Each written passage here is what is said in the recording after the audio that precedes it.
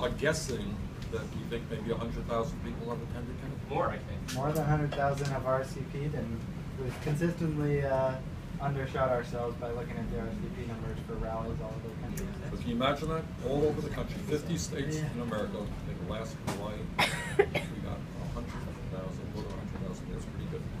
And now the challenge is to effectively organize, and that's tough stuff. It's tough stuff. Is how we bring people in the process, how we empower people, how we get people who have given up in the political process to get involved.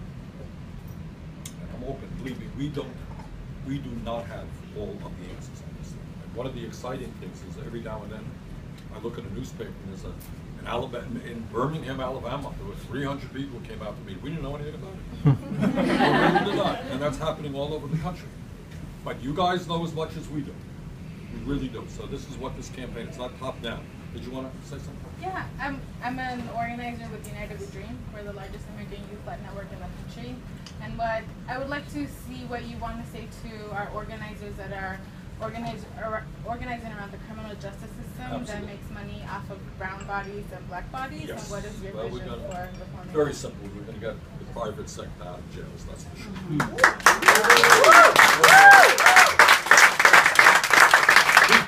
People should not be making profit by jailing people. That is just not acceptable. Okay, that's the short answer. The longer answer is more complicated and we have to work on it. And I'll talk about it in a minute. But the bottom line is, as all of you know or should know, we have more people in jail than any other country, right? We have more people in jail than communist China, which is 4 times our size and is an authoritarian country. How does that happen? That is a question. All right. How does it happen? Why? Let me throw that out as a question for about a 2-minute discussion. But it's a long, complicated issue. Yes? Prison industrial complex, you have a misalignment of goals. They will profit by incarcerating people, and that's why we lock up more people than anyone else. That's one of the reasons, but it's not the only reason. Fair enough. All right, it's one of the reasons. What else? Why are we having so many people in jail? Yeah. I mean, we have like racially mismatched things like, you know, mandatory minimums that Good. don't line up. That's right.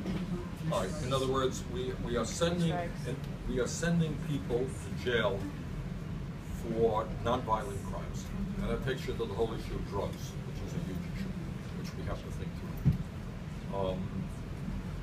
But that is one of the important points. Yes. A punishment approach versus a rehabilitation approach. Right. But you're absolutely right. I mean, one of the tragedies of our time is the rate of recidivism. And that means we send people into jail, and you know what they learn when they're in jail? How to become criminals. And when they come out, they often don't have any jobs, they don't have any money, they don't have any housing, and shock of all shocks, whatever it is, 2/3 of them end up back in jail. The other piece is that people criminalize undocumented immigrants. 49% of the convictions of the Department of Justice are because of immigration-related issues. All right, well there you go. That's a very good point. All right, so we got to think this one through. I will be speaking out. I'm not there yet. You know, some of the obvious issues. I mean, getting corporations out of prisons is a pretty obvious one. Use of how we reform police departments. You know, I'm a former mayor, and the truth is that many cops work very hard. It's a very tough job. They try to do the right thing. But you have some cops that do not, obviously. And you have a culture out there, I think, which goes to force earlier than it should. In other words, a good cop tries to deal with the disturbance with minimal force. That's what a good cop does. And I've personally seen cops do unbelievable things without using force. Just talk to people, calm things down. And some don't. Some just use force. Have to deal with that issue. So there are a lot of issues, but it is a very, very big issue. But one point that I want to make that is not made very often, I talk about it quite a lot. We asked for a study from a group called the Economic Policy Institute. Anyone know who EPI is? They're a very good progressive think tank.